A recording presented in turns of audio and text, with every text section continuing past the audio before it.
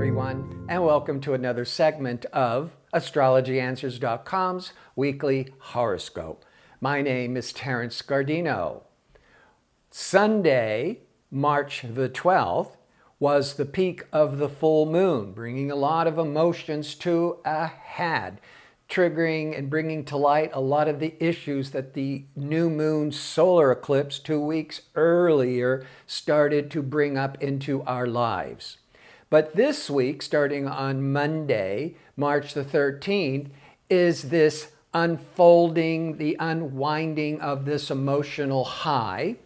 On Monday, also, decision-making, Mercury. Mercury has a lot to do with how we communicate, what's on our mind, what piques our interest, is leaving the sign of more intuitive, sensitive, empathetic Pisces, and on Monday the 13th moves into Aries until the 31st of March. And the tempo of our decisions, our minds, our reactions with Aries is much more speeded up. Where when Mercury was in Pisces overall, this is kind of this general tendency for the world, it was more of a reflective time, looking more inward and thinking before speaking. Now, with the communication Mercury in fiery, impatient Mars, we may speak before thinking, so keep that in mind. You're more apt to make impulsive decisions, but also communications and the tempo of our lives are going to be much more speeded up. And by Tuesday, the moon is going to be triggering Jupiter, Pluto, Uranus, and there is a lot of emotions and mood swings bouncing around. The moon's in Libra, and you're trying to find the middle ground and harmony, but it's an exciting day, but maybe not the best day to be making any type of agreements and committing to any kind of projects. By Wednesday, the moon is in more intense, focused Scorpio, but also in conflict to Mars, the warrior planet. Well, there could be some ego disputes, or it's just a day when you're becoming more passionate about your desires. The major planetary event this week will be on Friday, when the Sun is throwing a 90-degree angle to Saturn.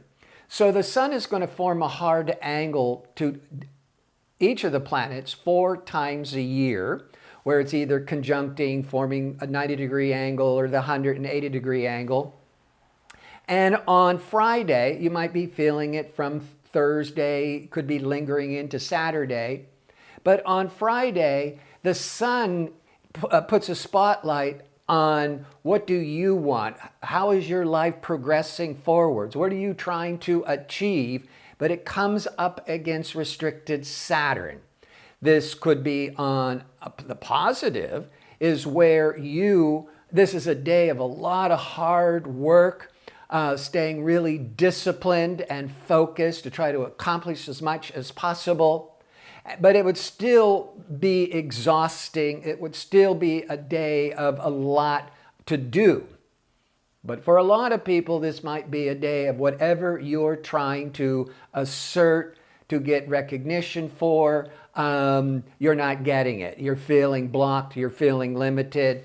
Not a good day to be looking for new business.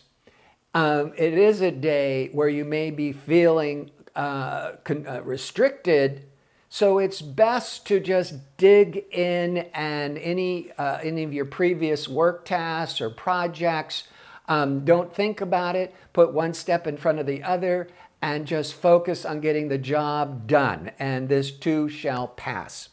By Saturday, now Mercury in this stimulating, impulsive Aries is going to align with relational Venus, but Venus is retrograde.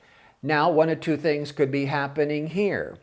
The Mercury may want to talk about relationship issues that where there was some kind of misunderstanding from the past, and this could be a good day to let's talk about what happened and to clear the air. Good day of forgiveness.